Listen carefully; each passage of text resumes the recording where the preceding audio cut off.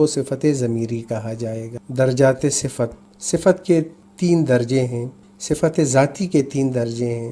تو پہلا درجہ دیکھ لیجئے، تفضیل نفسی، جس کو صفت نفسی بھی کہتے ہیں، کسی اسم کی ذاتی صفت جس کا کسی اور سے مقابلہ یا موازنہ نہ کیا جائے، اس کو تفضیل نفسی کہا جاتا ہے۔ اگر کسی اسم کے اندر کوئی صفت موجود ہے اور اس صفت کا کسی دوسرے اسم کے ساتھ موازنہ یا مقابلہ نہیں ہو رہا تو اس صفت کو تفضیل نفسی کہا جائے گا۔ تفضیل فضیلت سے نکلا ہے، فضیلت برتری، تو نفسی برتری ہے۔ جیسے ماجد نیک ہے تو ماجد کی نیکی کا کسی اور کی نیکی کے ساتھ مقابلہ نہیں ہو رہا۔ ماجد نیک ہے، بس نیک ہے، وہ کس سے نیک ہے، کس سے زیادہ نیک ہے، یا اس کی نیکی کا درجہ کیا ہے، یہ نہیں بتایا جا رہا، صرف اس کی ذاتی صفت کے بارے میں اس جملے میں موجود ہے۔ لہٰذا ماجد کا نیک ہونا اس کی تفضیل نفسی ہے۔ علی شرارتی ہے، علی کتنا شرارتی ہے، کس سے زیادہ شرارتی ہے، کس سے کم شرارتی ہے، یہ معلومات موجود نہیں ہیں، اس لیے یہ تفضیل نفسی ہے۔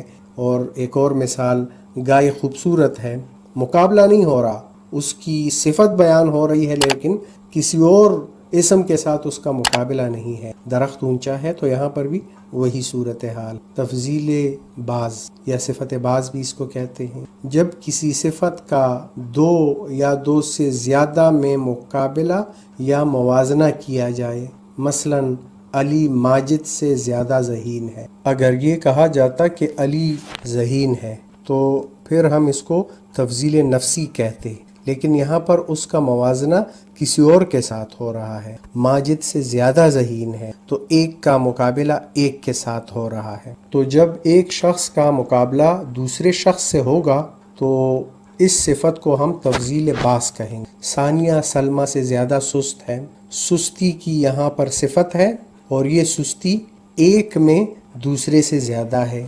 ناریل کا درخت کھجور سے اونچا ہوتا ہے تو یہاں پر ایک کا موازنہ اور مقابلہ دوسرے کے ساتھ ہو رہا ہے۔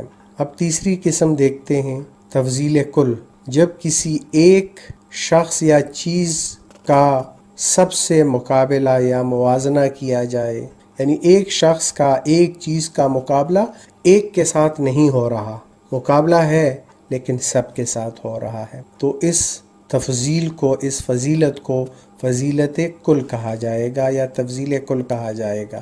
مثلا نشان حیدر سب سے بڑا فوجی اعزاز ہے پاکستان کے حوالے سے۔ علامہ اقبال سب سے بڑے شاعر ہیں، وہ دنیا کا سب سے لمبا آدمی ہے۔ تو اگر ایک کا مقابلہ سب کے ساتھ ہو تو اس صفت